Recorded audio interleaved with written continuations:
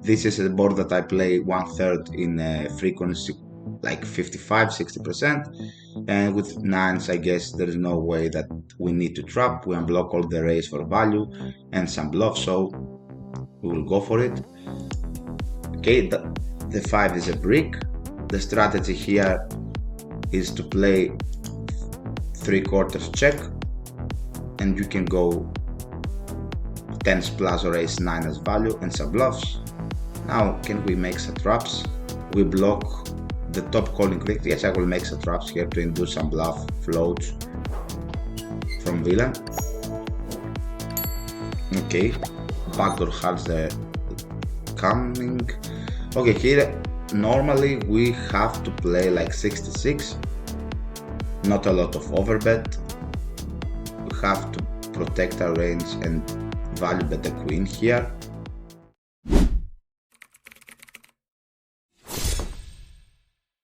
Hello everyone, my name is Nikoschouri and today we will play on ACR Zoom 2 tabling on 25NL. We will play and we will make this video for the Cash Game Crushers. It's a CFP program which called CGC. If you want to find more, you can visit the website cgc.com. So let's go immediately into the action. We have this 2 tabling on Zoom 25, which calls Blitz. This is our randomizer. I would like to play 50 or 200, but I don't know why, but they are not running those games these days. Maybe there is not a lot of action, or maybe everyone goes to play rec tables. We will begin to play the small blind, and we'll fold the 8-4 offsuit, and we face a very large c-bet, 3-bet. We have to fold. Again, as a reminder, my strategy about pre-flop is to open 2x UTG middle position, 2.2 the cutoff, 2.5 the bottom, and we will play 3x on the big blind, on the small blind, as an opening sizing. We have ace-3 offsuit. It's a pure open.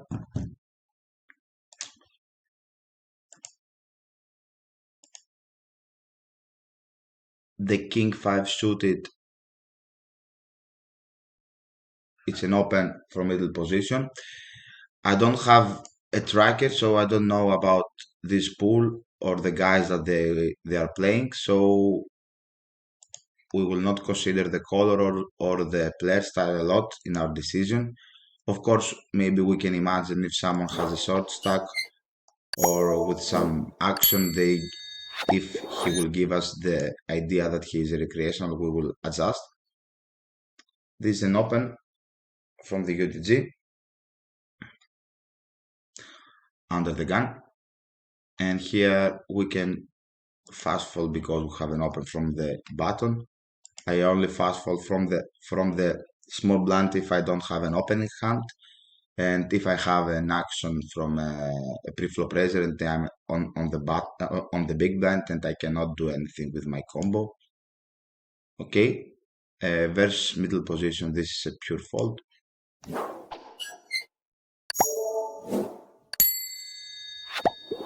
And as long as I remember, because to be honest, I have a long time to play on ACR.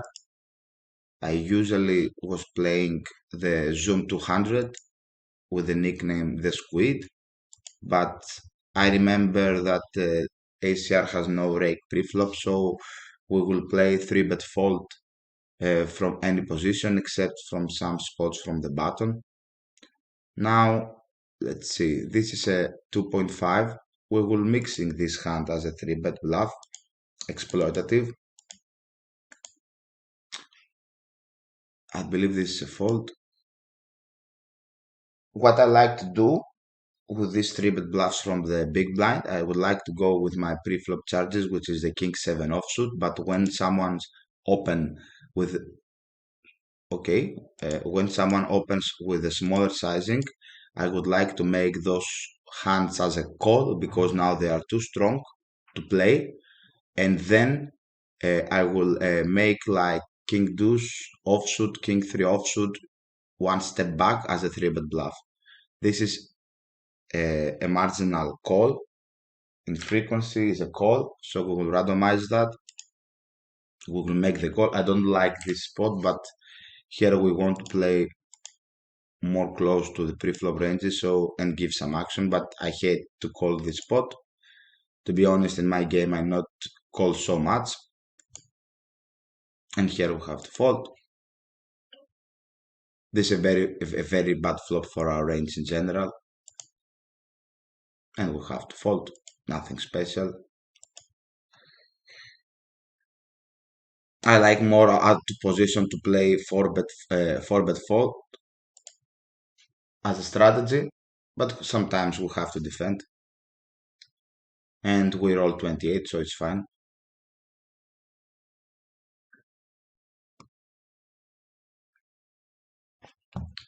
The 4-3 suit is it's a fold.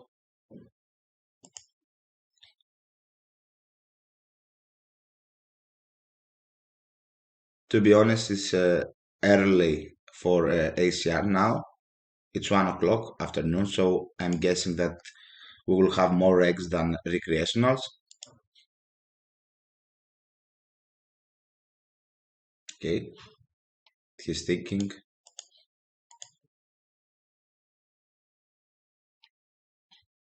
We'll have a 3-bet again in a spot that we hate our life. This is why those hands are not purely open, because they don't want to face a 3-bet. But if we open, we have to defend. Again, I don't like the spot. It's a monotone flop with a king high. It's very good for the aggressor, to be honest. She has more equity because she has more ace x, queen x, offsuit combinations with a heart. So in general, his range has more equity than us, and we cannot defend versus 1/3 with this combo.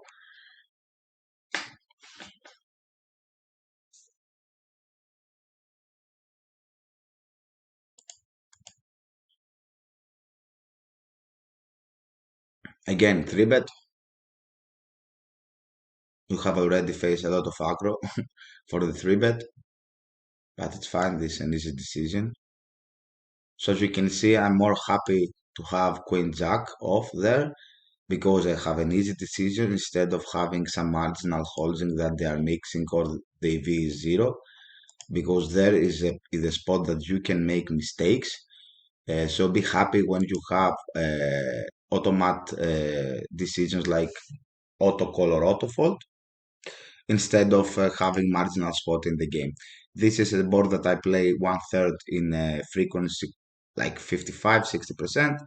And with nines, I guess there is no way that we need to trap. We unblock all the raise for value and some bluff, so we will go for it. Okay, the 5 is a brick. The strategy here is to play 3/4 check, and you can go tens plus or ace 9 as value and some bluffs. Now, can we make some traps? We block the top calling click. Yes, I will make some traps here to induce some bluff floats from villain. Okay, backdoor has the coming. Okay, here normally we have to play like 66. Not a lot of overbet. We have to protect our range and value bet the queen here. When we don't have so much flushes here because we will barrel out our flush draws and we take the hero. I believe ace 10 can make some bluffs there on the river. So I guess we play the hand okay.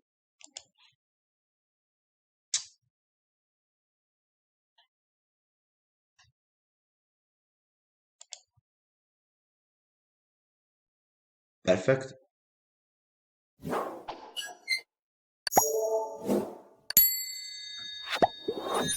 Okay, we will do a 3-bet here. And here we have again this annoying thing with a marginal hand. This is call and 4-bet as a mix. So I will make on the 7-9 the 4-bet and this is sorry, the call, and this is a fold. Okay, we can check.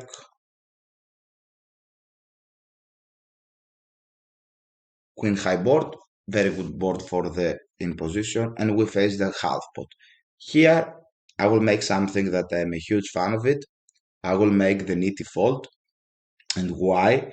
This is a line that I work a lot with my colleagues, and we believe that versus the half pot, these hands cannot hold any stand from the later aggression, so the EQR is considerably lower than it should be. And we have so much better hands to continue like 6 5 4s, 7 6, anything that has improvement. So I would like to fold this, even though it's EV0. I would like more to be on the overfold side. So I will make an nitty fold, and I'm confident with my overfold as an exploit here. Plus that the ranges, maybe they will be more loose than they should.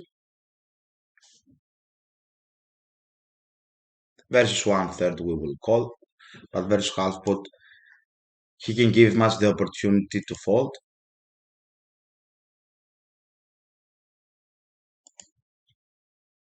For all that reason that I was referred.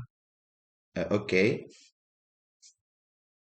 again we face a big size 4x again, and now we have a squeeze opportunity here. We will go for it. 13, and here is a fold.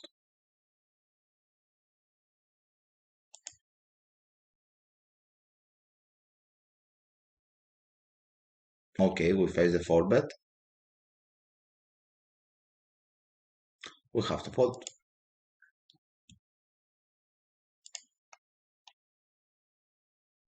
It seems very aggressive so far. Okay, I don't think we can do anything that mix in a very low frequency 3, but very low. So we'll go for the call and we will play in position. We have a spot that versus the 1/3, I guess we can continue. I prefer to have 9-8 of hearts, 9-10 of hearts. This is very close, but I'm guessing that they will make the range bet so we can overfloat here with backdoor hearts and some backdoor equity.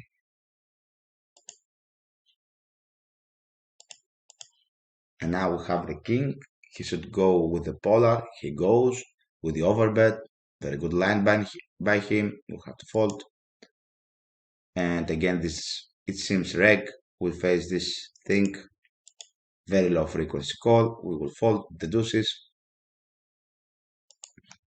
Okay.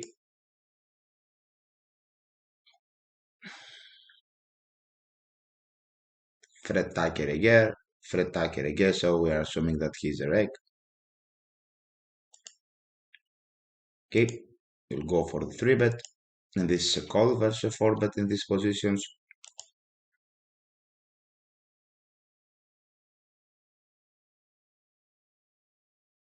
Okay, we will open.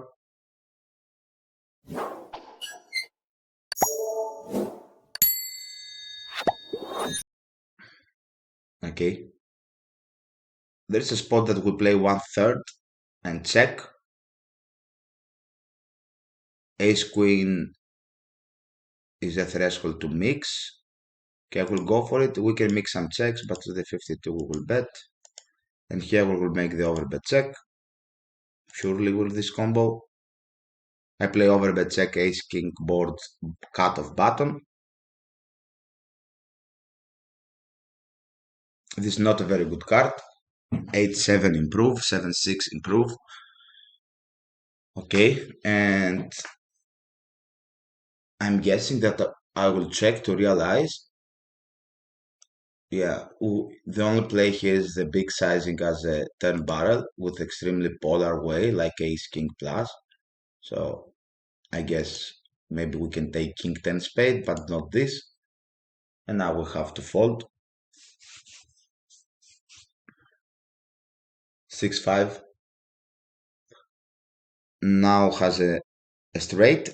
The thing here is that, okay, he goes for the block, which is not correct. He cannot go so thin. I guess he has to protect a lot his tens, nines, eights, jacks. So he needs to go 3/4. We have to fold, I guess. We don't, we cannot do anything. I believe that the line in this spot is to go with three quarters or check, and he will mix three quarters or over, but like to go with the polar system with ace queen frequency plus. He cannot go like block bet ace 9, ace 10, ace 8, any ace, because when he will do that, he will have he will have unprotected his pairs that he floats with a spade on the flop, in my opinion. Now, as a bluff, I don't like my hand, to be honest, because we block some of his bluffs with the queen of spades, and actually we are not blocking anything that he has very strong, because the king doesn't block an ace at all, and the problem is that the queen, to be honest, is not very good blocker now, because ace queen, I'm assuming he will not put it on the block, he will put it on the higher sizing. So actually we are not blocking his top of his blocking range. So this bluff is not good. Actually, when you make those raised bluffs, just make sure, this is my rule when I'm doing this, just to make sure that your blockers block his top of his blocking range, okay, and not like I have good blockers in general, okay, and I will go for it, because the blockers are not static. You need to have dynamic, like to block his nuts on this sizing, and not in general, like how I block his king, his queen, so I will go for it. It does not work that way. You need to block his nutted portion of his range of this action. So here, if he has his nuts ace 10 and ace jack, or maybe ace queen in frequency, the best bluffs I guess some jack 10, queen jack, something like that. Here I check my range versus button call, and after the 10 I will go with three quarters, only sizing. I don't make any blocks. Trips board three quarters on the turn. I will keep it simple. This is for value.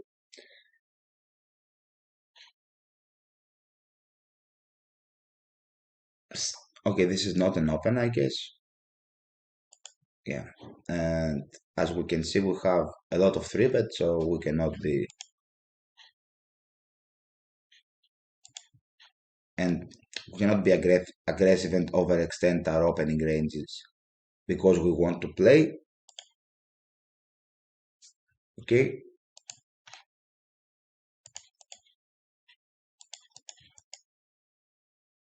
okay, no action so far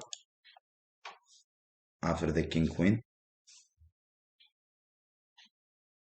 and plus with the king queen in some extremely wide ranges, the king of clubs blocks some of his floats, king queen offsuit, if he has those hands. I don't know. This is an offsuit, okay. If it was a suited, I will roll it for 4-bet. Again, we face a 3-bet. We need to fold. We will open the force and we will put the sit out. Okay. Okay, let's mix the 3-bet here. And here we'll make the call versus this sizing. Oh, I didn't see this. Okay, sorry, but doesn't change much, I guess. We need to call versus this sizing, and we cannot call this cold 4-bet with packet 7s. We need at least to have linear strong hands, 10s like jacks, king queen suited, ace queen, because we need to, I will not do anything multi-way here.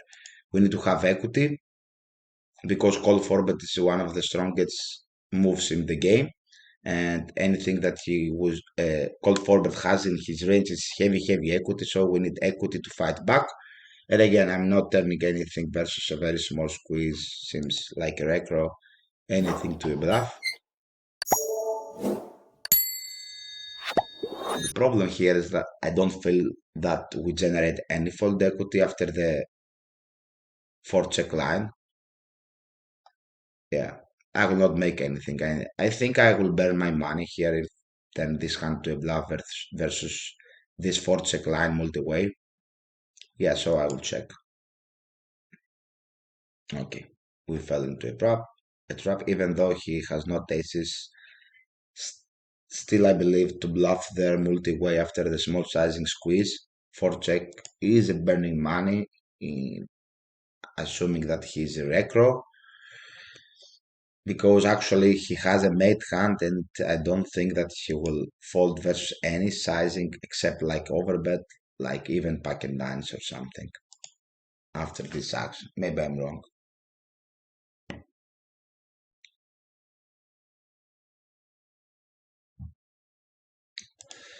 Perfect. So that was for today. I hope you enjoyed. We didn't have a lot of action, but we have some spots that we tell some things. See you next time and bye bye.